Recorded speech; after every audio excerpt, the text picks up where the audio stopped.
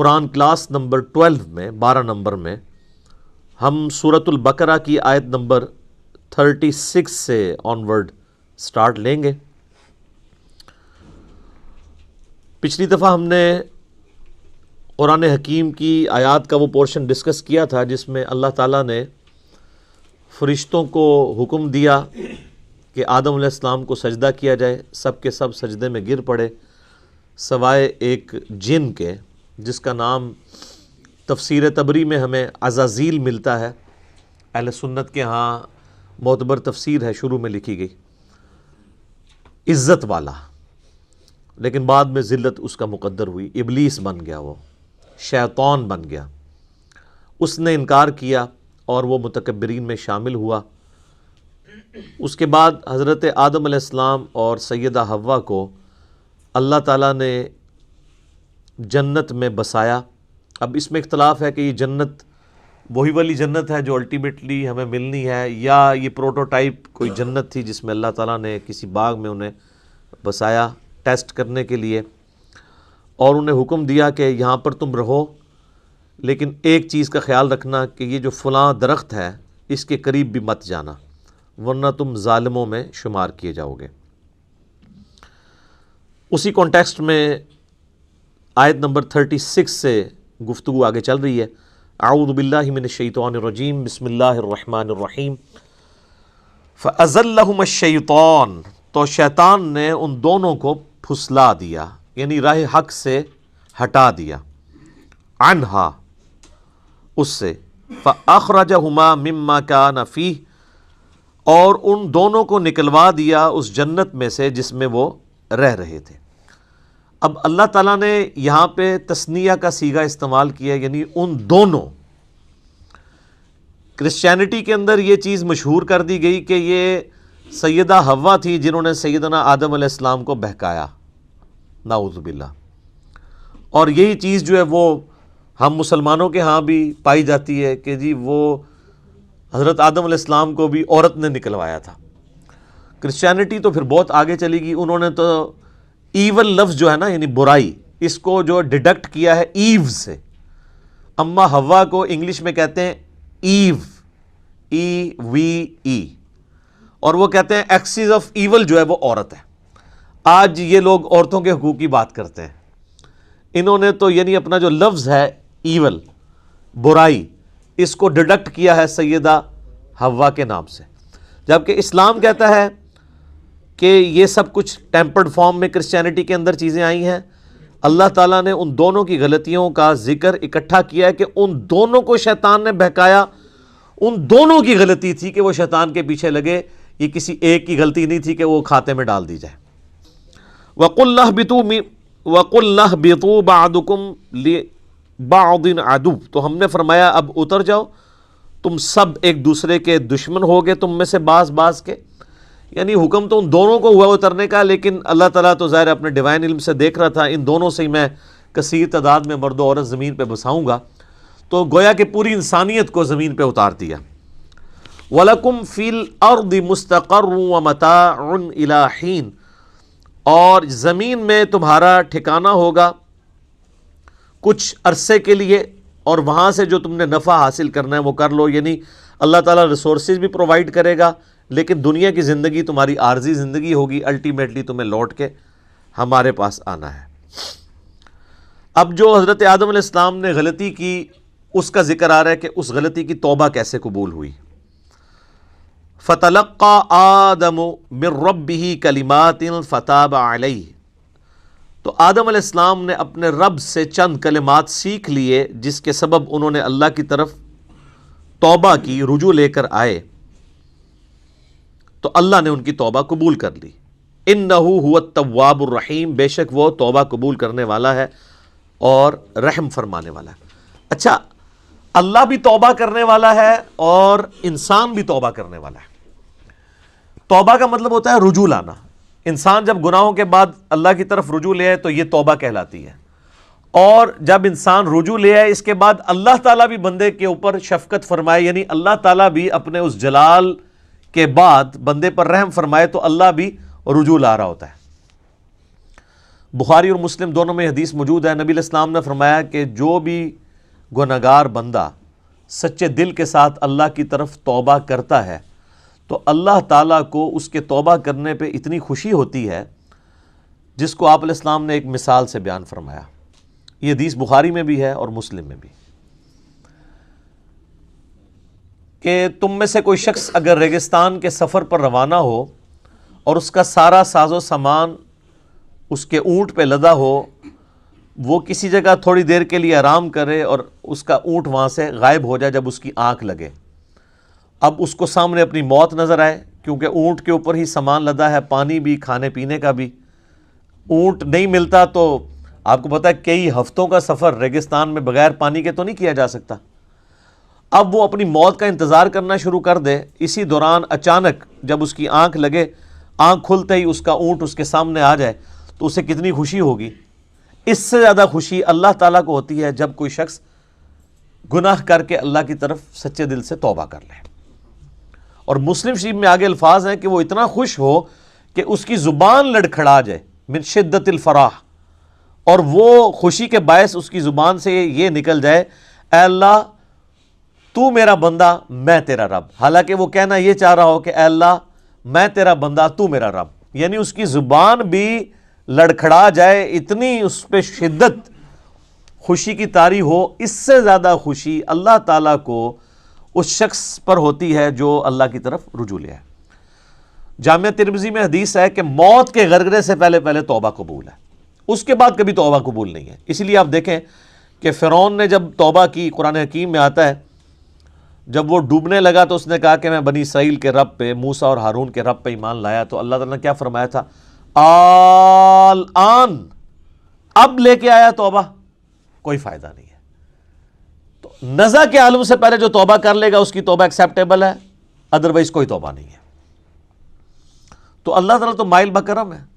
بخاری اور مسلم دونوں میں حدیث ہے کہ اللہ تعالیٰ نے مخلوقات کی پیدائش سے پہلے اپنے پاس عرش پہ یہ عبارت لکھ لی تھی کہ میری رحمت میرے غضب پہ بھاری رہے گی، اور یہ انسان کے پاس بہت بڑا ایسٹ ہے کہ اللہ کی رحمت اس کے غضب پر بھاری ہے، ادروائز یہ ایکول بھی ہوتی اور صفت عدل اللہ کی غالب ہوتی تو مارے گئے تھے۔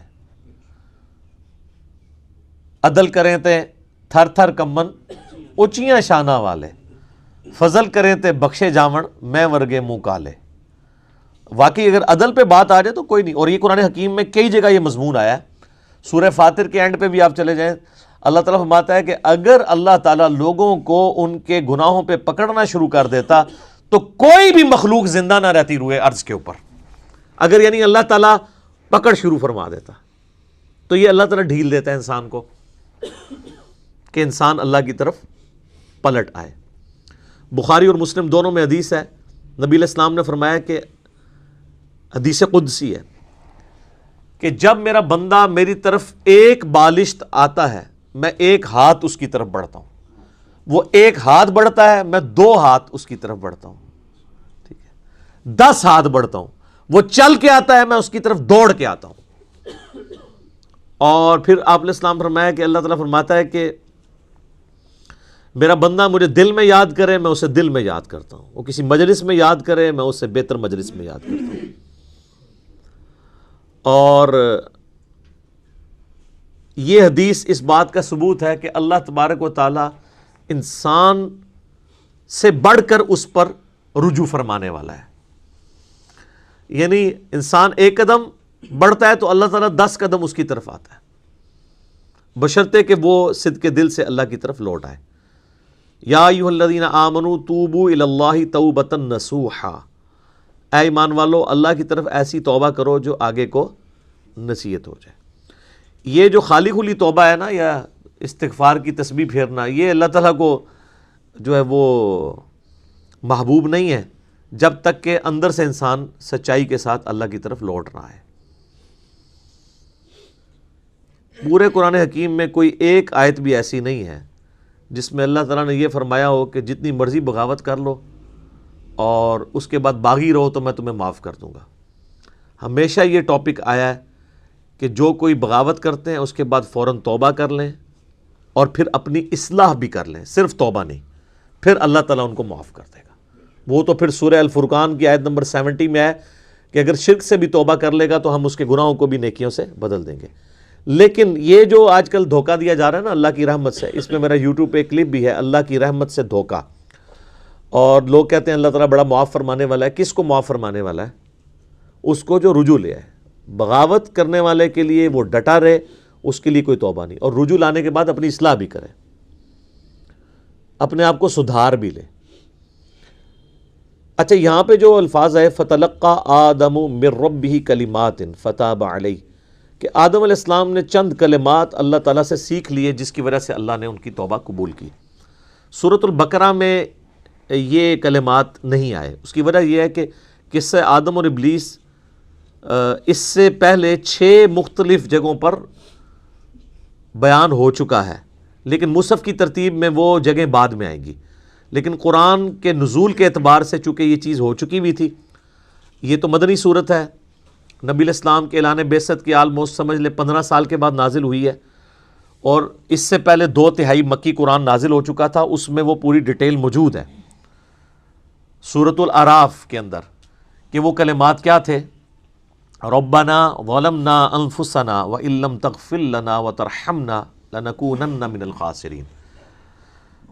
اے رب ہمارے، ہم نے اپنی جانوں پر ظلم کیا، اور اگر تو نے ہم پر رحم نہ فرمایا اور ہمیں معاف نہ کیا تو ہم خسارہ پانے والوں میں سے ہو جائیں گے. قصہ آدم اور ابلیس قرآن حکیم میں 7 مقامات پر آیا ہے. اس میں آخری مقام یہ ہے جو سورۃ البقرہ میں ہم پڑھ رہے ہیں، لیکن مصحف کی ترتیب میں یہ پہلا مقام ہے.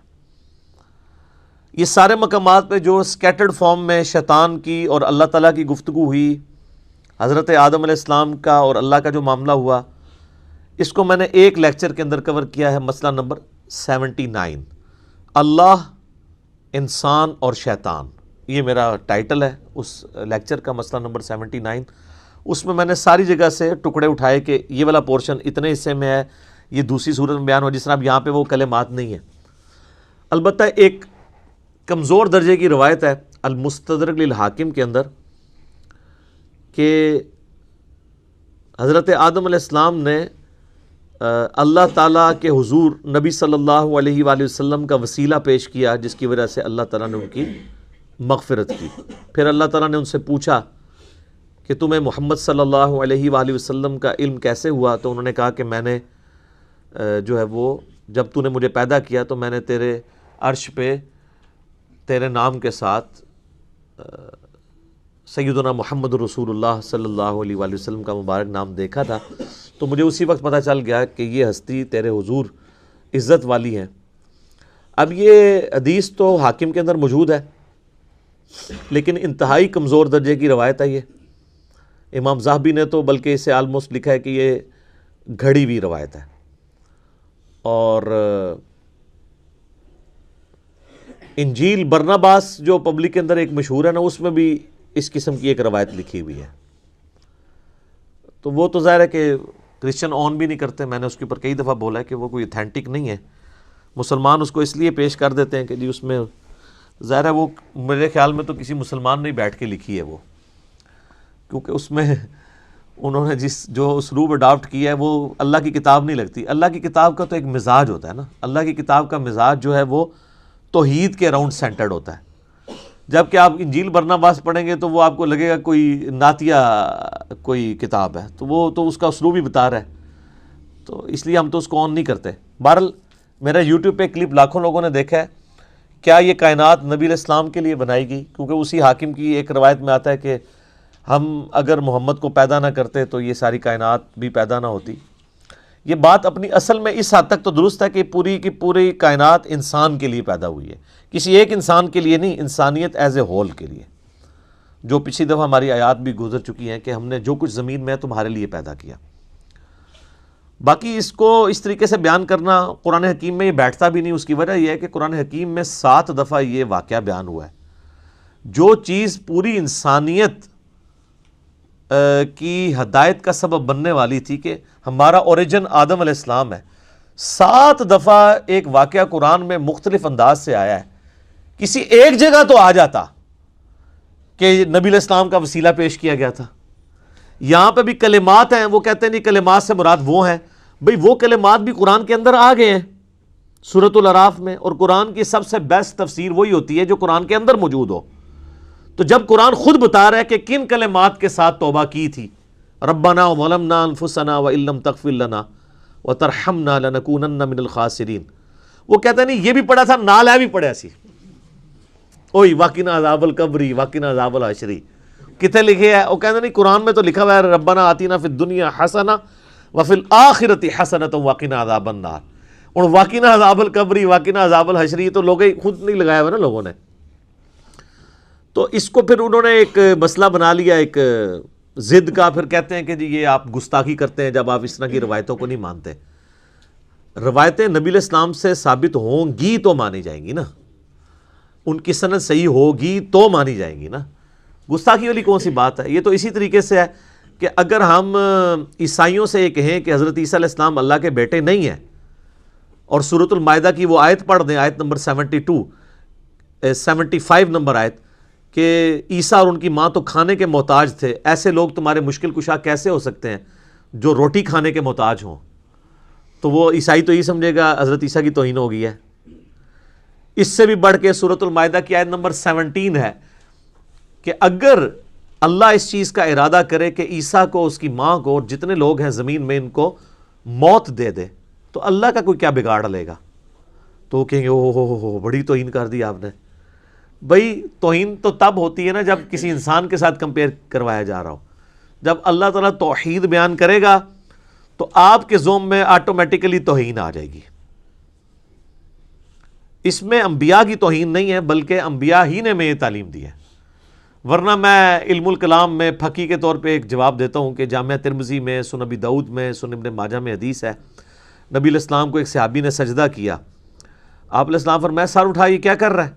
کہ یا رسول اللہ میں وہ کوفے کے پاس ہیرا نامی ایک شہر ہے وہاں گیا تھا، میں نے دیکھا لوگ اپنے سردار کو سجدہ کرتے ہیں، تو آپ تو اللہ کے رسول ہیں، آپ زیادہ حقدار ہیں کہ ہم آپ کو سجدہ کریں. آپ تو ہمارے مذہبی پیشوا بھی ہیں، ہمارے پولیٹیکل لیڈر بھی ہیں، ہمارے ہر لحاظ سے ہمارا سب کچھ آپ ہی ہیں. تو آپ علیہ السلام نے فرمایا کہ مجھے بتاؤ جب میں فوت ہو جاؤں گا اور تم میری قبر سے گزرو گے کیا میری قبر پہ بھی سجدہ کرو گے؟ انہوں نے کہا نہیں یا رسول اللہ. تو فرمایا پھر مجھے کیوں سجدہ کر رہے ہو؟ اگر میں سجدہ جائز سمجھتا تو بیویوں سے کہتا کہ اپنے خاوندوں کو سجدہ کریں اس حق کے سبب جو اللہ نے ان کو دیا ہے. اب مجھے بتائیں کیا نبی علیہ السلام نے اپنی توہین خود کر دی؟ وہ صحابی تو حضور کی عزت میں حضور کو سجدہ کر رہا تھا نا، حضور سے محبت کا اظہار کر رہا تھا نا. تو یہ جو کہتے ہیں عشق دے چلے نمبر لے گئے تے چلا تے صحابی بھی ہو جائے تے حضور علیہ السلام قبول نہیں کر دے، آ گیا چلے سر چوک یعنی بریکٹ میں. یہ کیا کر رہا ہے؟ عشق دے چلے نہیں نمبر لے گئے، علم والے. انما یخشی اللہ من عبادہ العلماء، اللہ کی خشیت اور معرفت صرف اہل علم کو ہے. قل رب زدنی علما، اے نبی تم بھی دعا کیا کرو اے میرے رب میرے علم میں اضافہ کر دے. قل هل يستوي الذين يعلمون والذين لا يعلمون انما يتذكر اولو الالباب، اے نبی فرما دو بھلا علم والے اور بغیر علم والے برابر ہو سکتے ہیں؟ نصیحت تو نہیں حاصل کرتے مگر عقل والے. تو اسلام تو پورے کا پورا سینٹرڈ اراؤنڈ علم ہے، علم کے بغیر تو کچھ بھی نہیں ہے. اور علم وہ جو اللہ نے اپنے پیغمبروں کے ذریعے کتابوں کے ذریعے دیا ہے. تو اس کو اس طریقے سے ضد نہیں بنانا چاہیے. اب کتابوں کا ذکر ساتھ ہی آ گیا. قُلْ نَهْبِطُوا مِنْهَا جَمِيعًا، ہم نے حکم دیا کہ اب تم سب کے سب زمین پر اتر جاؤ. فَإِمَّا يَأْتِيَنَّكُمْ مِنِّي هُدًى، پھر جب کبھی بھی میری طرف سے تمہارے پاس کوئی ہدایت کی چیز آئے گی یعنی کتاب، فَمَنْ تَبِعَ هُدَايَا فَلَا خَوْفٌ عَلَيْهِمْ وَلَا هُمْ يَحْزَنُونَ، تو جو کوئی اس کتاب کی پیروی کرے گا تو وہ قیامت والے دن نہ اسے کوئی خوف ہوگا نہ اسے کوئی غم ہوگا. اب یہ دیکھ لیں، یہ کہتے ہیں کتابوں کی بات کرتا ہے، تو قرآن کیا کہہ رہا ہے کہ جب ہمارے ابا جی کو اور ہماری اماں کو اتارا گیا جنت سے تو انہیں یہی نصیحت کی گئی تھی، اور اللہ تعالیٰ ہمارا پوری انسانیت کو جو ان سے پیدا ہونے والی تھی، ہم نے ایک ہی دفعہ نصیحت کی کہ اب تو زمین پہ اتر جاؤ، جب کبھی بھی کوئی ہدایت کی کتاب آئے گی تم نے اس کی پیروی کرنی ہے. ٹھیک ہے، مرنے سے پہلے اے مسلمان کر لے اس پہ غور، کتابوں کا خدا اور ہے بابوں کا خدا اور. یہ وہی کتابی والی بات ہے جو میں نے دوسرے انداز میں بھی کہا ہوا ہے، نہ میں وابی نہ میں بابی، میں ہوں مسلم علمی کتابی. تو یہ علم اور کتاب ہی تو ذکر ہو رہی ہے. پہلی نصیحت انسانیت کو یہ ہو رہی ہے کہ اب جا رہے ہو نا زمین پہ تو بس میری کتابوں کا انتظار کرنا ہے. تو جو کوئی کتابوں کی پیروی کرے گا اس کو نہ کوئی خوف ہوگا نہ کوئی غم. والذین کفروا وکذبوا بآیاتنا، اور جو لوگ ہماری آیات کا کفر کر دیں گے اور اس کو جھٹلا دیں گے، اولئک اصحاب النار، ایسے لوگ ہوں گے پھر جہنمی، ہم فیہا خالدون، وہ رہیں گے ہمیشہ ہمیش اس میں. تو جہنمیوں کی نشانی کیا ہے؟ جو اللہ کی کتاب سے بھاگے. جو کتابی نہیں ہے نا وہ جہنمی ہے. تو علمی کتابی ہونا چاہیے بندے کو. اور جو علم اور کتاب کو کہتا ہے سائڈ میں رکھو اور سٹوریاں اور کہانیاں اور فرسودہ خیالات ان کو لے کے چلتا ہے تو اس کے لیے پھر اللہ تعالیٰ نے دوزخ بنائی ہے. اچھا، یہ جو آیات ہے نا سورۃ البقرہ کی آیت نمبر 38، اس میں اللہ تعالیٰ نے ریویلڈ نالج کا ذکر کر دیا ہے، وحی کے علم کا. کتاب اور سنت بھی اس میں شامل ہے، کیونکہ سورۃ الاحقاف میں آگے 26ویں پارے کے پہلے صفحے پہ یہ آیت ہے، ایتونی بکتاب من قبل ھذا او اثارۃ من علم ان کنتم صادقین. نبی ان سے فرماؤ کہ اگر تم میری اس کتاب کو نہیں مانتے ہو تو اس کتاب سے پہلے جو باقی نبیوں پہ کتابیں نازل ہوئی ہیں یا کوئی علم کے آثار ان کے آ رہے ہوں.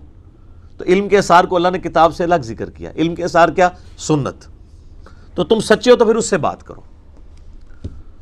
ایتونی بکتاب من قبل ھذا او اثارۃ من علم، کتاب اور علم دونوں آ گیا، علمی کتابی. ٹھیک ہو گیا؟ تو یہ ہے ریویلڈ نالج جو اللہ تعالیٰ اپنے پیغمبروں کے ذریعے دیتا ہے. پیغمبر اللہ اور مخلوق کے درمیان وسیلہ ہیں. اگر کوئی شخص پیغمبروں کے وسیلے کے بغیر کوئی عقیدہ اختیار کرے گا تو وہ عقیدہ خواہ کتنا ہی اچھا کیوں نہ ہو اللہ کے حضور قابل قبول نہیں. یہ وسیلہ یہ پاکستان انڈیا والا نہیں، وسیلہ کہتے ہیں واسطے کو. اللہ اور مخلوق کے درمیان واسطہ پیغمبر ہے. پیغمبر کو اگر کوئی چھوڑ دیتا ہے تو ظاہر ہے پھر وہ اللہ کے بارے میں ایسی کوالٹیز کلیم کرے گا جس کو اللہ اونی نہیں کرے گا. پیغمبروں کو اللہ تعالیٰ رول ماڈل اس لیے بناتا ہے کہ انسان اپنی محبت میں کوئی اللہ کے ساتھ ایسے عقیدے وابستہ نہ کر دے کہ وہ اپنے ذوم میں تو وہ محبت میں کر رہا ہو اور اللہ تعالیٰ کو وہ چیزیں ناپسند ہوں. اب جن لوگوں نے یہ کلیم کیا کہ اس مخلوق میں اللہ تعالیٰ حلول کر جاتا ہے یا یہ مخلوق بھی خالق ہی نے مخلوق کا روپ دھار لیا ہے، تو یہ اللہ کی نفرت میں نہیں انہوں نے کیا، اللہ کی محبت میں کیا. انہوں نے کہا لا موجود الا اللہ، ہم اللہ کے سوا کسی وجود کو ماننے کے لیے تیار نہیں ہیں. پھر وہ اس میں اتنا غلو کر گئے کہ انہوں نے کہا یہ جو آپ کو مخلوق بھی نظر آ رہی ہے نا یہ بھی اللہ ہی نے مخلوق کا روپ دھار لیا، نعوذ باللہ. تو یہ عقیدہ جو ہے وہ اللہ کی محبت میں ہی آیا نا کہ ہم اللہ کے سوا کسی کو ایسے پرسنالٹی ماننے کے لیے تیار ہی نہیں ہے. لیکن کیا یہ پیغمبروں کا عقیدہ تھا؟ نہیں. پیغمبر کے عقیدے کے بغیر، پیغمبر کی بتائی ہوئی تعلیمات کے بغیر آپ کچھ سے کچھ کر لیں گے. اس لیے پیغمبروں کو رول ماڈل بنایا جاتا ہے. لقد کان لکم فی رسول اللہ اسوۃ حسنہ، بے شک نبی علیہ السلام کی زندگی میں تمہارے لیے بہترین نمونہ ہے. ورنہ انسان نے تو اپنی عقل سے تو آپ دیکھیں اتنی مت ماری گئی کہ ہاتھوں کے تراشے ہوئے بتوں کے آگے بھی لوگ جھکے. ویسے یہ عقل نہیں مانتی. اگر ہمارا پڑوسی ملک انڈیا نہ ہوتا اور وہاں پہ 90 کروڑ ہندو نہ ہوتے تو ہمارا دل کبھی نہ ٹھکتا کہ یار پڑھا لکھا بندہ بھی اپنے ہاتھوں کے بنائے بتوں کے آگے جھک سکتا ہے. تو جائیں سر، دنیا میں سب سے زیادہ پی ایچ ڈیز امریکہ کے بعد انڈیا میں ہے، اور وہ پی ایچ ڈی بھی بتوں کے آگے جھکے ہوتے ہیں. یہ تو اللہ بھلا کرے عامر خان کا کہ اس نے پی کے فلم بنا کے ان کا جنازہ نکالا ہے. لیکن پھر بھی لوگ فالو تو کر رہے ہیں، چل رہے ہیں اس چیز کے پیچھے.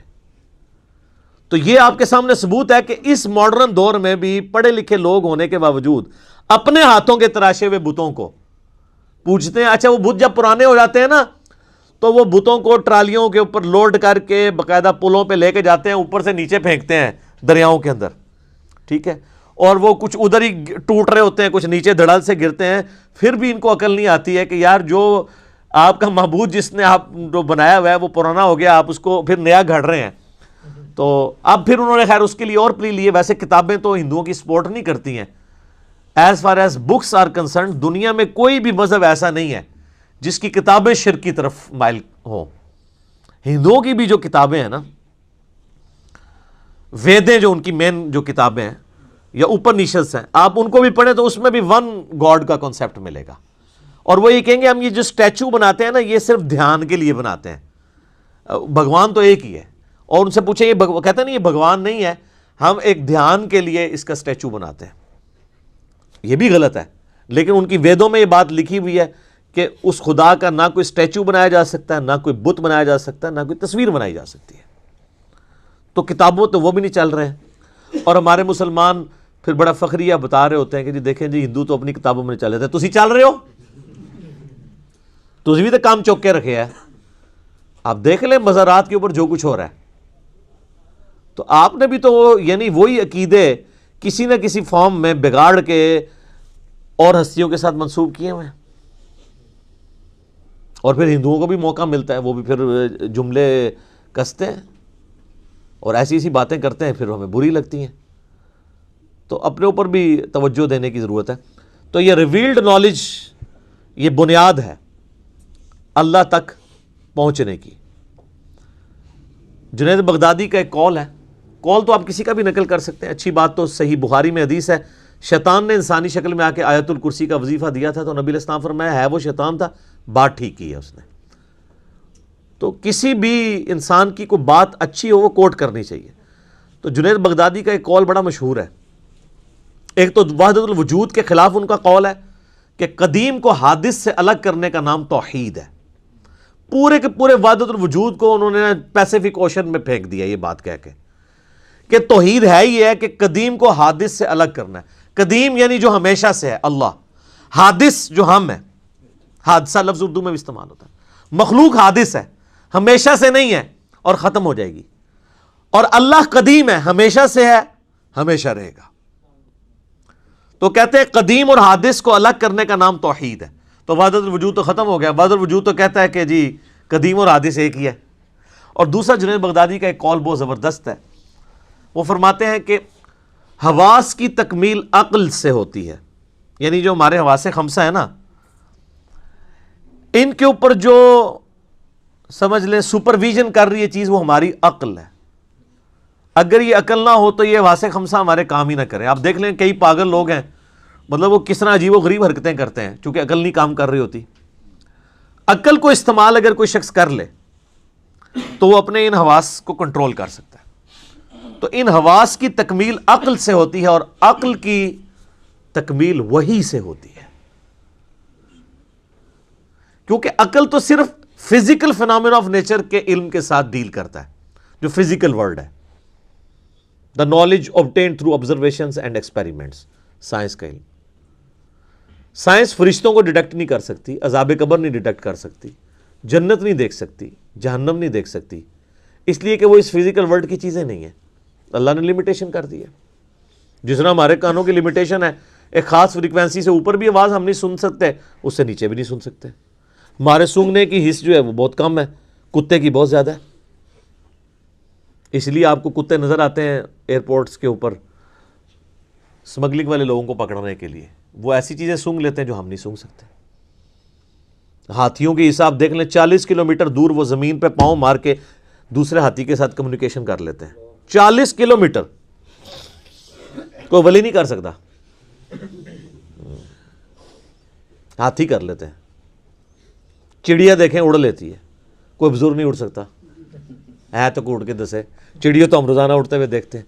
اور آپ دیکھیں کہ انسانوں کے بنائے ہوئے ڈرونز یا جہازوں کو اڑنے کے لیے، لینڈ کرنے کے لیے رن وے چاہیے، اور چڑیا کو آپ دیکھیں کوئی رن وے نہیں چاہیے.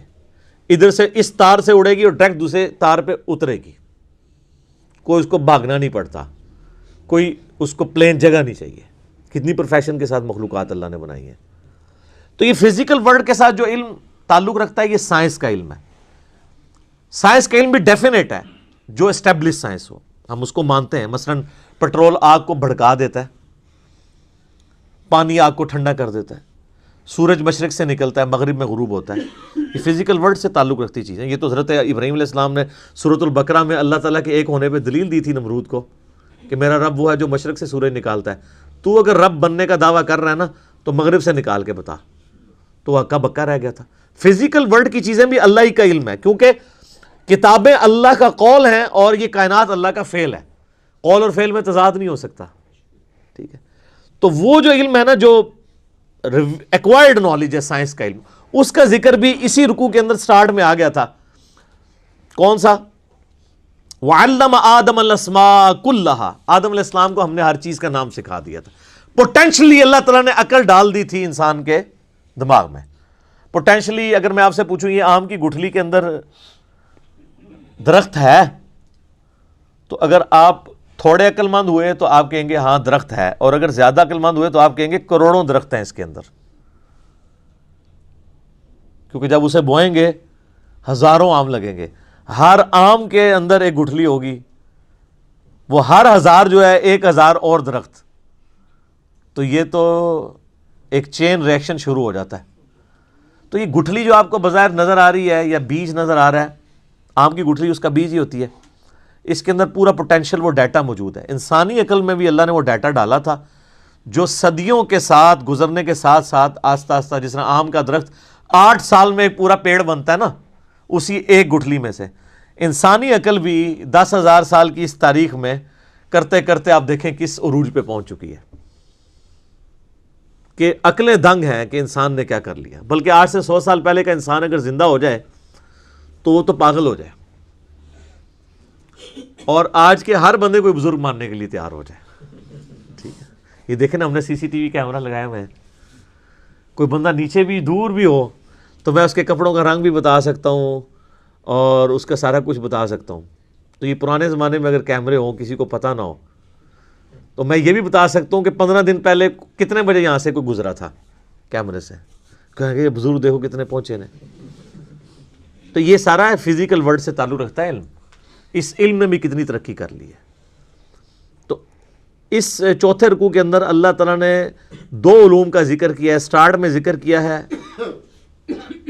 علم الاسماء کا، اور جس کے اوپر آج کل وہ جناب ناموں کا علم اور پتہ نہیں وہ نام بھی وہ حساب لگا کے رکھتے ہیں اور پتہ نہیں کیا کچھ کرتے ہیں. وہ یہ چیز نہیں تھی. پوٹینشلی عقل کی بات ہوئی اور اینڈ پہ جا کے علم وحی کا ذکر آیا کہ علم وحی کو لے کے چلنا ہے. بس یہی 2 علوم ہیں جن کو قرآن مانتا ہے. اور 10 کمانڈمنٹس جو آئیں گی نا سورہ بنی اسرائیل کی آیت نمبر 36 میں 9th کمانڈ ہے، وَلَا تَقْفُ مَا لَيْسَ لَكَ بِهِ عِلْم. اے انسان کسی چیز کی پیروی اس وقت تک مت کرنا جب تک کہ اس کے بارے میں تمہیں علم نہ آ جائے. اِنَّ السَّمْعَ وَالْبَصَرَ وَالْفُؤَادَ كُلُّ أُولَٰئِكَ كَانَ عَنْهُ مسئولا. بے شک کان، آنکھیں اور عقل اس کے بارے میں تم سے پوچھا جائے گا تم نے اس کو استعمال کیوں نہیں کیا. تو اللہ تعالیٰ نے یہ چیز پوچھنی ہے مرنے سے پہلے. اے مسلمان کر لے اس پہ غور. کتابوں کا خدا اور ہے، بابوں کا خدا اور. یہ اللہ نے پوچھنی ہے بات کہ تو نے مرنے سے پہلے علم حاصل کیا تھا، یا تیرا ماننا یہی تھا کہ کالی بلی رستہ کاٹ دے تو نحوست ہے. گھر کی منڈیر پہ کوا بیٹھے تو مہمان آنے کی دلیل ہے، جوتی پہ جوتی چڑھ جائے تو سفر لکھا ہوا ہے. یہ تو مانتا تھا. اور گائے نے ایک سینگ کے اوپر زمین اٹھائی ہوئی ہے، دوسرے پہ اٹھاتی ہے تو زلزلہ آ جاتا ہے. ہسدے پہ نسارے تہاڈا بھی ذکر ہے.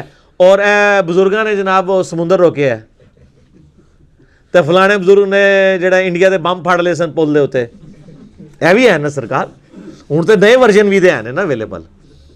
باقی چیزوں پہ ہم خوش ہوتے ہیں. ہندو کہندے نے، تسی بھی جو کچھ کہندے ہو نا ہندو بھی ہسدے نے تواڈے اوتے. آپ بھی تو کہتے ہیں نا فلاں بزرگ نے جو ہے سمندر روک لیا ہے. یہ لادہ بات ہے کہ وہ بزرگ جب زندہ ہوتے ہیں ان کا پیشاب بند ہوتا ہے تو وہ آغا خان ہی لے کے جانا پڑتا ہے انہیں. یہ لادہ بات ہے کہ اپنا پیشاب، اور اگر پیشاب رک رہا نہ ہو تو وہ پیشاب روک بھی نہیں کوئی سکتا. یہ دماغ سے آپ دیکھیں کئی لوگوں کے وہ سگنل ایسے جنریٹ ہوتے ہیں، ہارمونس ڈسٹرب ہو جائے تو آپ اپنا پیشاب پہ خود کنٹرول ہی نہیں رہتا. آپ لوگ بیمار ہوتے ہیں، آپ کو اٹھا کے مزاروں پہ لے جاتے ہیں، اور مزاروں والے جب بیمار ہوتے ہیں انہیں اٹھا کے ہاسپٹل لے جاتے ہیں. اور ہاسپٹل بھی وہ DHQ میں نہیں لے کے جاتے، شفا میں لے کے جاتے ہیں یا آغا خان میں. اپنے بارے میں وہ بہت سینسٹیو ہے. تو یہ دو علوم ہیں، ریویلڈ نالج اور ایکوائرڈ نالج، جن کو اسلام مانتا ہے. اسی کے اوپر ساری بنیاد ہے. اب میرے بھائیوں، مسلسل 9 رکوع اگلے سابقہ امت مسلمہ بنی اسرائیل، ان پہ اللہ تعالیٰ نے فرد جرم عائد کی ہے. انتہائی سوز و گداز ہے جی ان 9 رکوعوں کے اندر. اللہ تعالیٰ نے ایک قوم سے اتنا پیار کیا، 3 کتابیں ان میں بھیجیں، تورات، زبور، انجیل، سینکڑوں صحائف بھیجے، ہزاروں پیغمبر بھیجے. لیکن جب انہوں نے انبیاء کی تعلیمات سے روگردانی کی تو اللہ کے عذاب کا کوڑا ان پہ پڑا. اللہ نے ان کی ہزاروں سال کی جو مسند تھی ان سے لے کے نئی امت اس کی جگہ کھڑی کی، امت محمدیہ صلی اللہ علیہ وآلہ وسلم. اور اس کے سمبل کے طور پہ تحویل قبلہ بھی کر دی، بیت المقدس سے قبلہ چینج کر کے خانہ کعبہ کر دیا. اس کے اندر اللہ کی طرف سے پیغام ہے، اور مصحف میں اس کا شروع میں ہونے میں اشارہ ہے کہ مسلمان کسی زوم میں نہ رہیں کہ وہ بڑی لاڈلی امت ہے. تم سے پہلے بھی لاڈلی امتیں گزری ہیں، لیکن جب وہ نبیوں کی تعلیمات کو، کتابوں کو پس پش ڈال دیتی ہیں تو پھر اللہ تعالیٰ کے عذاب کا کوڑا ان پہ برستا ہے، تم پہ بھی برسے گا. اور آپ دیکھیں گے اللہ تعالیٰ ان کی کئی ایک غلطیاں اس میں گنوائے گا، اور ہر غلطی کے گنوانے کے بعد ایک یونیورسل ٹروتھ آئے گا. ویسے تو بڑے بڑے 7 یونیورسل ٹروتھ اس میں آئیں گے، لیکن اگر آپ باریکیوں میں دیکھیں تو یہ 12-13 کے قریب یونیورسل ٹروتھس آئیں گے کہ جو یوں کرتا ہے اللہ کا، اس کے بارے میں فیصلہ یہ ہے، چاہے وہ جو بھی ہے. یہ نہیں ہے کہ عام بندے نے ٹریفک سگنل توڑا ہے تو اس پہ سزا ہوگی، اور ٹریفک والا جو خود پولیس کا آفیسر ہے وہ توڑے گا تو اسے سزا نہیں دی جائے گی. نہیں، اللہ تعالیٰ نے ایک ہی رول رکھا ہوا ہے، جسے فٹ اسے گفٹ. اور بنی اسرائیل کی پوری ہسٹری جو ہے نا، ان 9 رکوعوں میں ان کی ہسٹری کے واقعات کو کور کیا ہے، لیکن اجمالاً کیا ہے. کچھ واقعات ایسے ہیں جن کی ڈیٹیلز اس میں نہیں ہے، وہ آگے چل کے سورۃ الاعراف میں آ جائے گی، سورۃ القصص کے اندر آ جائے گی، سورہ طٰہٰ کے اندر آ جائے گی. لیکن چونکہ یہ یہودیوں کو ایڈریس کیا جا رہا تھا، یہودیوں کو اجمالاً یہ باتیں پتہ تھی. ٹھیک ہے، جس طرح ہم ایز اے پاکستانی نیشن ہمیں کئی ایک چیزیں پتہ ہیں. اگر ہم اشارتاً بات کریں کہ جی وہ کارگل کی جنگ، تو اب وہ بتانے کی ضرورت نہیں ہے کب ہوئی تھی، اس میں کیا ہوا، پتہ ہے. 65 کی جنگ، 71 کی جنگ، اس طریقے سے بنی اسرائیل کی ہسٹری میں بھی ان کو ایک چیزیں پتہ تھی. یا مسلمانوں کی ہسٹری میں غزوہ بدر، احد، اس کی ڈیٹیلز نہ بھی ہو، صرف ان کے نام بھی ذکر ہوں تو وہ ایک پورا نقشہ مسلمانوں کے ذہن میں آ جاتا ہے. چونکہ یہودیوں کو ایڈریس کیا جا رہا تھا پلس عیسائیوں کو بھی، چونکہ دونوں بنی اسرائیل تھے، سابقہ امت مسلمہ تھی، اس لیے اشارت ان کے واقعات کا ذکر کیا کہ بھی تم نے یہ کیا، یہ کیا، یہ کیا، اس کے اگینسٹ پھر ہمیں یہ کرنا پڑا. تم ہماری لاڈلی امت تھے، تمہیں ہم نے سارے جہان والوں پہ فضیلت بخشی تھی. یہ 2 دفعہ آیت ریپیٹ ہوگی کہ بنی اسرائیل کو ہم نے تمام جہان والوں پہ اپنے زمانے میں فضیلت بخشی تھی، لیکن جب وہ نبیوں کا راستہ انہوں نے چھوڑ دیا، کتابوں کو چھوڑ دیا اور بابی ہو گئے کتابی کی بجائے، اپنے علماء کے پیچھے لگ گئے، تو پھر ہم نے انہیں معزول کر دیا. اور صرف معزول نہیں کیا، ضربت علیہم الذلہ والمسکنہ، ہم نے ان پہ ذلت، مسکنت اور اللہ کی طرف سے غضب ان کے اوپر مسلط ہو گیا. بنی اسرائیل کون ہے؟ اسرائیل ہبرو لینگویج میں، عبرانی زبان میں کہتے ہیں اللہ کا بندہ. یہ ایل کا لفظ جو ہے نا اللہ کے لیے استعمال ہوتا ہے. اسرائیل، جبرائیل، میکائیل، اسرافیل، اور تہاڈا یار عزازیل، شیطان کا نام عزازیل ہے، وہ بھی اللہ کا بندہ ہی سی، عزت والا. اچھا، تو یہ ہبرو لینگویج میں استعمال ہوتا ہے. اسرائیل جو ہے یہ لقب تھا سیدنا یعقوب بن اسحاق بن ابراہیم علیہم السلام اجمعین. حضرت ابراہیم علیہ السلام کے 2 بیٹے تھے نا، سیدنا اسماعیل علیہ السلام اور سیدنا اسحاق. حضرت اسحاق علیہ السلام کی اولاد میں پھر بنی اسرائیل ہوئے، کیونکہ ان کا بیٹا تھا یعقوب. یعقوب کا لقب تھا اسرائیل، اللہ کا بندہ. اور اس کا ذکر آپ کو سورہ آل عمران کے اندر مل جاتا ہے، پارہ نمبر جو 3 ہے نا، یہ کئی لوگ پوچھ بھی رہے ہوتے ہیں کہ جی یہ، کیونکہ ایسا بھی فتنہ اٹھا ہے کہ لوگ یہ کہہ رہے ہیں جی بنی اسرائیل جو ہے نا، وہ اسرائیل تو حضرت یعقوب کا نام کہیں وارد نہیں ہوا. تو قرآن کے اندر اللہ تعالیٰ نے حضرت یعقوب علیہ السلام کا نام ذکر کیا ہے. پارہ نمبر 4 کے سٹارٹ میں ہی ہے، آیت نمبر 93 ہے سورہ آل عمران کی. کل الطعام کان حلا لبنی اسرائیل الا ما حرم اسرائیل. ہر طرح کا حلال کھانا جو تھا وہ، یعنی جو اچھا جو صاف کھانا ہے وہ بنی اسرائیل کے لیے حلال ہی تھا پہلے، سوائے اس کے کہ جو اسرائیل نے اپنے اوپر خود حرام کر دیا تھا، علی نفسی. یعنی اسرائیل کون؟ یعنی کسی انڈیویجول کا ذکر ہو رہا ہے، حضرت یعقوب علیہ السلام. پوری انسانیت کو پتہ ہے کہ ان کا یہ لقب تھا. اچھا، یعقوب علیہ السلام کے پھر 12 بیٹے تھے.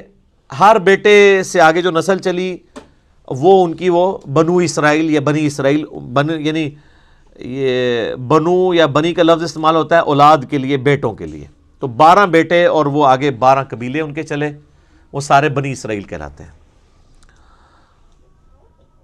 یہ بنی اسرائیل جو تھے مدینہ شریف میں آباد تھے یہودی.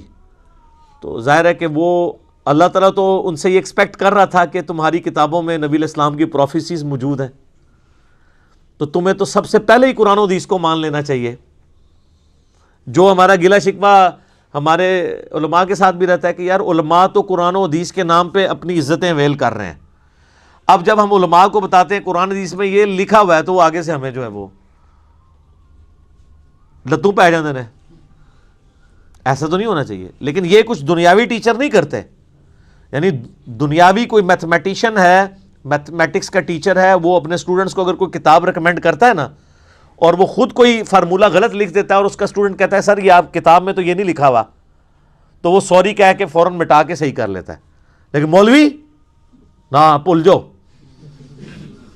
کہ انہوں تسی کہو کہ سر بخاری مسلم میں تو نماز کا طریقہ یہ لکھا ہوا ہے، قرآن میں تو لکھا ہے ایاک نستعین، اور آپ تو بابوں کو پکارتے ہیں.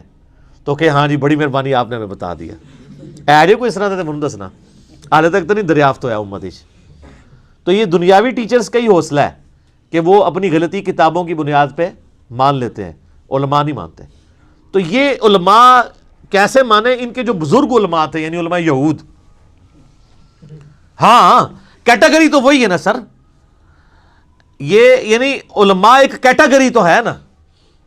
جیسے ڈاکٹری کی فیلڈ ایک کیٹیگرائزیشن میں تو آپ کہیں گے نا میڈیکل کی فیلڈ ہے، چاہے وہ ڈاکٹر اب مسلمان ہے کافر ہے، تو ایک چیز کو تو مان رہا ہے نا. ایک اس طریقے سے انجینئر ایک اس لائن کو تو لے کے چل رہا ہے. اس طرح علماء کی بھی ایک لائن ہے.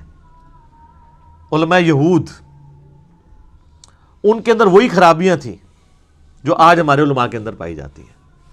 اور اس میں آپ دیکھیں گے کہ اللہ تعالیٰ کا غصہ سب سے زیادہ ہے ہی علماء کے اوپر ہے، بنی اسرائیل کے، کہ یہ لوگوں کو ورگلا رہے ہیں. یہ آپ کو گفتگو کے اسلوب سے پتہ چل جائے گا کہ اللہ تعالیٰ مانتا ہے کہ بھئی تم سب سے پہلے کافر بن گئے ہو. تمہاری کتابوں میں تو نبی علیہ السلام کی پروفیسیز موجود تھی کہ پیغمبر آخر الزمان صلی اللہ علیہ وآلہ وسلم نے آنا ہے.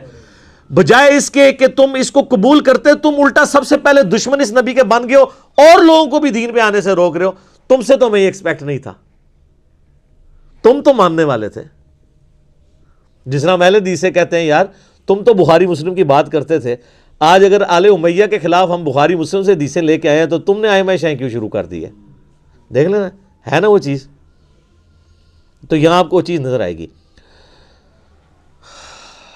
یا بنی اسرائیل، اے اسرائیل علیہ السلام، یعقوب علیہ السلام کی اولاد، اے ان کے بچوں، اے اولاد یعقوب، اذکروا نعمتی التی انعمت علیکم. یہ میں نے چونکہ وقف کیا تھا اس لیے اذکروا اسے پڑھا ہے، ورنہ ساتھ ملاتا تو اسرائیل اذکروا پڑھا جاتا. اس نعمت کو یاد کرو جو ہم نے تم پہ کی تھی. اوفوا بعہدی اوفی بعہدکم، تم اپنا عہد پورا کرو جو تم نے میرے ساتھ کیا تھا، میں اپنا عہد پورا کروں گا جو میں نے تم سے کیا تھا. وَإِيَّايَ فَارْهَبُونَ، اور صرف مجھ سے ہی ڈرو. کسی اور کا ڈر کیوں لگا ہوا ہے جس کی وجہ سے تم عہد پورا نہیں کر رہے؟ وہ ڈر کیا تھا؟ اپنی چودراہٹ چھین جانے کا. کون سا عہد تھا جس کا اللہ نے سٹارٹ کیا ہے بنی اسرائیل؟ اس عہد کو پورا کرو جو تم نے مجھ سے کیا تھا، میں بھی اپنا عہد پورا کروں گا. کیا عہد تھا؟ عہد یہ تھا کہ اللہ تعالیٰ نے ہر پیغمبر سے یہ عہد لیا ہے کہ وہ آنے والے پیغمبر کے بارے میں اپنی امت کو بتائے اور یہ چیز پکی کر کے جائے کہ جب وہ پیغمبر آئے تو اس کے اوپر ایمان لے کے آئے، جو سورہ آل عمران میں موجود ہے۔ اللہ تعالیٰ نے انبیاء کی ارواح سے بھی عہد لیا تھا، تورات کے اندر موجود تھا کہ بنی اسماعیل میں سے آخری پیغمبر آئیں گے، موسیٰ علیہ السلام کے بھائیوں میں سے۔ ڈیوٹرانومی چیپٹر میں قرآن کے تعارفی لیکچرز میں بتا چکا ہوں ڈیٹیل کے ساتھ۔ آج بھی کتاب الاستثناء چیپٹر آپ ڈیوٹرانومی نکالیں، تورات میں 18 نمبر باب کی 18 نمبر آیت ہے، اے موسیٰ میں تیرے ان بھائیوں میں سے یعنی بنو اسماعیل میں سے تیری مانند ایک رسول اٹھاؤں گا، اور یعنی تیری مانند ہوگا۔ وہ میں نے ساری ریزیمنس بتائی ہیں۔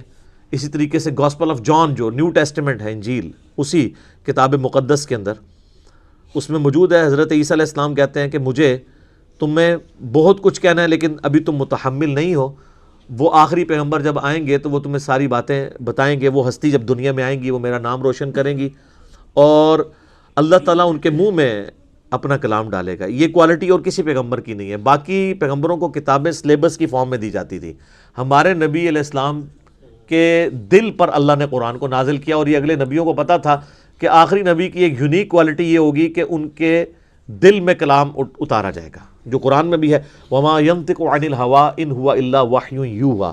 نبی علیہ السلام اپنی خواہش نفس سے کچھ نہیں کہتے بلکہ وہ وہی کہتے ہیں جو اللہ تعالیٰ ان کو وہی کرتا ہے۔ تو اللہ تعالیٰ ہمارا ہے کہ جو تم نے عہد کیا تھا، وہ آگے چل کے سورۃ البقرہ میں 89 نمبر آیت آئے گی کہ نبی علیہ السلام جب دنیا میں تشریف نہیں لائے ہوئے تھے، اس وقت یہودی جب مار کھاتے تھے اوس اور خزرج سے، جو مشرکین عرب کے قبائل تھے، تو ان کو یہ دھمکی لگایا کرتے تھے کہ آج تو تم ہمیں مارتے ہو، جب وہ آخری نبی آئیں گے ہم ان کے ساتھ مل کے تمہارے خلاف جنگ کریں گے، پھر پوری دنیا میں ہمارا ڈنکا ہوگا۔ تو یہ عہد ان کو پتا تھا کہ اللہ نے یہ عہد کیا ہے کہ آخری نبی کے ذریعے رومن اور پرشین امپائر کو اکھاڑ کے اللہ تعالیٰ پوری دنیا پہ اسلام کا غلبہ کرے گا۔ لیکن جب وہ آخری پیغمبر آئے تو وہی یہودی منکر ہو گئے، اور وہ اوس اور خزرج جن کو یہ دھمکی لگایا کرتے تھے انہوں نے اسلام قبول کر لیا۔ تو وہ ہدایت جو ڈائریکٹلی یہودیوں کے لیے نازل ہوئی تھی اس سے انہوں نے تو استفادہ نہیں کیا، لیکن اوس اور خزرج نے کر لیا۔ تو اس سے یہ بات پتہ چلی کہ اللہ کا کوئی رشتہ دار نہیں ہے، ورنہ یہ تو رشتہ داری بنائے بیٹھے تھے نا بنی اسرائیل، 80 ساڑھے ورگے کا کوئی ہو سکتا ہے؟ اللہ نے اٹھا کے پرے پھینکا۔ اور امی جاہل لوگ جن کو امی کہا جاتا تھا، اوس اور خزرج، ان کو اللہ نے دنیا کا امام بنا دیا کتابوں کو ماننے کی وجہ سے۔ یہ بابوں کو مانتے رہ گئے، اپنے علماء یہود کو، یہودی علماء نہیں کہا نا، آگے آپ کو پتا چلے گا وہ کس طریقے سے مخالفت کرتے تھے نبی علیہ السلام کی۔ یہ تو اب 3-4 سپارے چلنے ہی اس کے اوپر ہیں، کیا کیا سازشیں کرتے تھے۔ تو اسی لیے میں کہتا ہوں مولوی اتنی پیڑی شیو ہے کہ نبی بھی موجود ہو، مولوی کے ورگلانے کے اوپر عوام الناس نبی کی بات نہیں سنتی، مولوی کی بات کے پیچھے لگ جاتی ہے۔ تو سر آج اگر مولوی کی بات کے پیچھے لوگ لگے ہوئے ہیں اور کتاب و سنت کو نہیں مان رہے تو کوئی زیادہ پریشانی کی بات نہیں ہے۔ علماء یہود کے پیچھے لگ کے 10 یہودی بھی نہیں تھے جو ایمان لائے اور نبی علیہ السلام کی مبارک زندگی میں۔ اور قرآن حکیم کا کتنا اچھا خاصا حصہ یہودیوں کو ایڈریس کرتا ہے۔ آیات تو نازل ہوئی لیکن فائدہ ان کو کوئی نہیں ہوا۔ فائدہ کس کو ہو گیا؟ دوسروں کو، جنہوں نے ان کتابوں کو مان لیا، ان باتوں کو مان لیا، تعلیمات کو مان لیا۔ تو اللہ کی کسی کے ساتھ کوئی رشتہ داری نہیں ہے، جو کتابوں کو پیغمبروں کو مان لے وہ اللہ کا سگا ہے، اور جو نہ مانے چاہے وہ پیغمبروں کی اولاد بھی ہے۔ یہ بنی اسرائیل کون تھے؟ حضرت یعقوب علیہ السلام، حضرت ابراہیم علیہ السلام کی اولاد تھے، اللہ نے کوئی پرواہ نہیں کی۔ تو خونی رشتہ کوئی کام نہیں آیا جب انبیاء کی تعلیمات کو چھوڑ دیا، چاہے بنو اسرائیل ہوں یا آج بنو اسماعیل ہوں۔ یہ ہمارے جو سید لوگ کہلواتے ہیں یہ بنو اسماعیل ہے نا، ان کے اندر بھی کافی کیڑا گھسا ہوا ہوتا ہے، وہ ہمیں کہہ رہے ہوتے ہیں امتی، ایک امتی آیا سی، امتیاں دی یہ گل ہے، ہم ان کے امتی تو نہیں ہیں، امتی تو نبی علیہ السلام کے ہیں، حالانکہ خود بھی امتی ہیں۔ تو ان کے دماغ میں بھی کیڑا آیا ہوتا ہے، تو ان کو یہ بات بتائیں کہ آپ کی نسبت آپ کو کام نہیں آئے گی اگر آپ نے نبی صلی اللہ علیہ وآلہ وسلم کی تعلیمات کی پیروی نہ کی۔ یہاں دیکھ لیں اللہ نے فرمایا تم اپنا عہد پورا کرو، ایک بڑا عہد الستو بربکم قالوا بلا، جو روحوں سے عہد لیا تھا، اور دوسرا عہد جو تمہارے پیغمبر تم سے لے کے گئے تھے کہ پیغمبر آخر الزمان صلی اللہ علیہ وآلہ وسلم کو ماننا ہے۔ آج بھی وہ عہد پورا کر لو، آج بھی تم سے صلح ہو سکتی ہے۔ وآمنوا بما انزلت مصدقا لما معکم، اور ایمان لاؤ اس کتاب کے اوپر جو نازل ہوئی ہے اس حال میں کہ تمہارے پاس جو پہلے سے کتابیں موجود ہیں وہ ان کی بھی تصدیق کرتی ہے۔ یہ کتاب یہ نہیں کہتی کہ تمہاری کتابیں غلط ہیں، یہ تو ایسی کتاب ہے جو تمہاری کتابوں کو صحیح مان رہی ہے۔ یا تو کہہ رہی ہو وہ کتابیں نہیں ہیں، پھر تمہیں ریلیکٹنٹ ہو جاؤ تم۔ یہ تو کہہ رہی ہے تورات بھی اللہ کی کتاب ہے، انجیل بھی، تو یہ کتاب تو تمہاری کتابوں کی تصدیق کر رہی ہے۔ کس اعتبار سے؟ ایک اس اعتبار سے کہ ان کتابوں کو اللہ کی کتاب مان رہی ہے، اور اس اعتبار سے بھی تصدیق کر رہی ہے کہ ان کتابوں میں موجود تھا کہ ایک آخری پیغمبر آئیں گے، ان پہ کتاب نازل ہوگی۔ تو قرآن پریکٹیکلی اس کتابوں کی تصدیق ہے، کیونکہ ان کتابوں میں جو پیش گوئی تھی وہ پوری کس طرح ہوئی؟ قرآن کے آنے سے۔ تو گویا قرآن نے آ کے ان کتابوں کو سچا ثابت کر دیا کہ اس میں لکھا ہوا ہے کہ آخری پیغمبر آئیں گے، لو آ گئے ہیں۔ اس میں لکھا ہے ان پہ کتاب نازل ہوگی، لوگ نازل ہوگی۔ دو اعتبار سے تصدیق کر رہی ہے، ایک تو یہ ان کتابوں کو صحیح بھی کہہ رہی ہے، اور ان کتابوں کی سٹیٹمنٹ کی پریکٹیکل نشانی بن کے یہ کتاب آ گئی ہے۔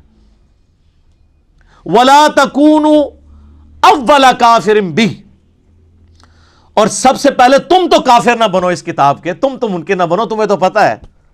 وَلَا تَشْتَرُوا بِآيَاتِي ثَمَنًا قَلِيلًا، اور میری آیات کو چند ٹکوں کے عوض بیچو تو مت۔ دنیا کے نفع کی خاطر تم پیغمبر کا انکار کر رہے ہو، تمہاری چودراہٹ ختم، ظاہر ہے وہ نذرانے لے رہے تھے، ان کی ساری چیزیں وابستہ تھیں، جب نبی کے آگے جھک جاتے تو سب سٹیٹس ختم۔ آج بھی اگر علماء کتاب و سنت کو مانے تو وہ اپنے فرقے کی مسجد میں سروائیو نہیں کر سکتے، کوئی ایک بات ان کے خلاف نہیں وہ کر سکتے۔ تو پہلے بھی ایسا تھا۔ تو اللہ فرما رہا ہے تم تو پہلے کافر نہ بنو اور چند ٹکوں کے عوض دین نہ بیچو، وَإِيَّايَ فَاتَّقُونَ، اور صرف مجھی سے ڈرو۔ یعنی بار بار اللہ تعالیٰ دیکھے ڈرنے کا ذکر کر رہا ہے کہ اگر تمہیں واقعی اللہ کا خوف ہے نا کہ مرنے کے بعد اللہ کے حضور پیشی ہونی ہے، تو پھر تم یہ ایمان قبول کر لیتے۔ تو اس سے کیا پتہ چلی کہ جو علماء نہ ڈر ہو جاتے ہیں، بے فکرے ہو جاتے ہیں اللہ تعالیٰ کے معاملات میں، ان کو کبھی بھی ہدایت نہیں ملتی، نیور۔ جس کی مثال یہ ہے کہ نبی علیہ السلام کے مارے زمانے میں ان کو ہدایت نہیں ملی۔ وَلَا تَلْبِسُوا الْحَقَّ بِالْبَاطِلِ، اور حق کو باطل کے ساتھ مت ملاؤ۔ وَتَكْتُمُوا الْحَقَّ، اور حق کو مت چھپاؤ۔ وَأَنْتُمْ تَعْلَمُونَ، اور تم جانتے تو ہو کہ یہ حق ہے۔ جانتے بوجھتے ہوئے حق اور باطل کو مکس نہ کرو، گڑبڑ کر، یہ کنفیوز کر دیتے ہیں۔ آج بھی آپ علماء دیکھیں، آپ کوئی بات لے کے جائیں نا، وہ اور ہی کو بات کر دیتے ہیں۔ آپ ان کو بتائیں جی بخاری میں لکھا ہے کہ رفع دین سے نماز پڑھو، اور جی بخاری میں تو لکھا ہے کھڑے ہو کے پیشاب بھی کر سکتے ہیں۔ یہ کیا کر رہے ہوتے ہیں؟ کوئی اور بات کو اس کا مکس کر کے اس معاملے کو ڈائلیوٹ کرنے کی کوشش کر دیتے ہیں۔ تو سر بالکل مرد کھڑے ہو کے پیشاب کر سکتا ہے، یہ تو اللہ نے بہت بڑی سہولت دی ہے مسلمانوں کو، ہم کا بھی انکاری ہے۔ لیکن چونکہ انہوں نے پٹی پڑھائی ہوئی ہے پبلک کو، جیسے کہا کہ جو وہ بت رکھ کے آتے تھے اس لیے رفع دین ہوتا ہے، اب ہم کہتے ہیں کہاں لکھا ہوا ہے، تو کہتے ہیں ہم نے تو نہیں یہ کہا، یہ لیے ہمارے پہ ویسے الزام لگاتا ہے۔ تو سر یہ پوری کی پوری عوام جو ہے، اس کو کس نے یہ پٹی پڑھائی ہوئی تھی؟ آپ نہیں پڑھائی ہوئی تھی، آج آپ منکر ہی ہو گئے خود ہی۔ تو یہ ان آیات کے اوپر میں انشاءاللہ اگلی دفعہ گفتگو کروں گا، اور یہ آج کا قرآن میں آپ کے سامنے رکھوں گا۔ یہ قرآن پرانا نہیں ہے، بالکل وہی پکچر آپ کو آج کے علماء میں نظر آئے گی، وہی خرابیاں آج کے علماء میں نظر آئیں گی۔ بخاری مسلم میں حدیث ہے تم بھی اگلے لوگوں کے پیچھے چل پڑو گے قدم با قدم، بالشت بر بالشت، حتیٰ کہ ان میں سے کوئی گوہر کے سوراخ میں داخل ہوا تم بھی اس کے پیچھے چلو گے۔ تو صحابہ نے پوچھا یہ اگلے لوگوں سے مراد کیا یہود و نصارہ ہیں؟ آپ نے فرمایا اگر وہ مراد نہیں تو اور کون سے لوگ ہیں؟ ایک ایک خرابی جو یہود و نصارہ کے علماء میں تھی وہ ہمارے علماء میں موجود ہے، اور اللہ تعالیٰ بار بار ایڈریس ہی علماء کو کرتا ہے کہ اصل میں یہ ہیں لیڈر اور یہ لوگوں کو ورگلاتے ہیں۔ لیکن اس سے یہ نہ سمجھیے گا کہ علماء کی وجہ سے وہ فالوورز چھوٹ جائیں گے، نہیں۔ اللہ کہتا ہے ان کو تو عذاب ہونا ہے کہ انہوں نے ان کے پیچھے اندھے بن کے کیوں چلے۔ یہ نہ ہو کہ لوگ خوش ہو رہے ہوں کہ خیر ہے اگر مولوی نے غلط مسئلہ بتایا تو وہی نہ، اپنے ٹھڈ بھردے جڑا اپنے منہ چ خوراک جڑا نا نوالا پانا ٹھڈ بھرتا ہے، کسی کے پیٹ میں نوالا جائے تو آپ کا پیٹ نہیں بھرتا۔ تو اپنے اعمال کا حساب آپ نے خود دینا ہے۔ اللہ تعالیٰ سے دعا ہے جو حق بات میں نے کہی اللہ تعالیٰ ہمارے دلوں میں راسخ فرمائے، اگر جذبات میں میرے منہ سے کوئی غلط بات نکل گئی اللہ تعالیٰ ہمارے دلوں سے معاف کر دے، ہمیں کتاب و سنت کی تعلیمات پر عمل کر کے دوسرے بھائیوں تک پہنچانے کی توفیق عطا فرمائے۔ اللہم صلی علی محمد وعلی آل محمد کما صلیت علی ابراہیم وعلی آل ابراہیم انک حمید مجید۔ اللہم بارک علی محمد وعلی آل محمد کما بارکت علی ابراہیم وعلی آل ابراہیم انک حمید مجید سبحانک اللہم وبحمدک اشہد ان لا الہ الا انت استغفرک واتوب الیک وما علینا الا البلاغ المبین جزاکم اللہ خیرا.